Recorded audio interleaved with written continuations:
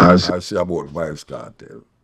Because what you call Jamaican culture now is a duplicity of things now we could talk about when you say Jamaican culture. Because I don't know which aspect of the culture you talk about. Because you have Rasta, which is a culture. The You culture, have reggae music, dancehall music. the The large people part them that's politically, praising him, eh? the large portion of the culture that's celebrating his release, That celebrate what? celebrating his release. Because that is dancehall culture. That's not going That's to a set of people who into that kind of culture.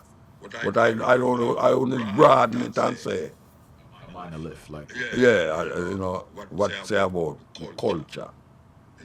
It's like a man I say, dancehall dead, I don't know dancehall dead. Or you say dancehall dead. When I go foreign and I see a stage with 200,000 people in front of me, I know you know dance.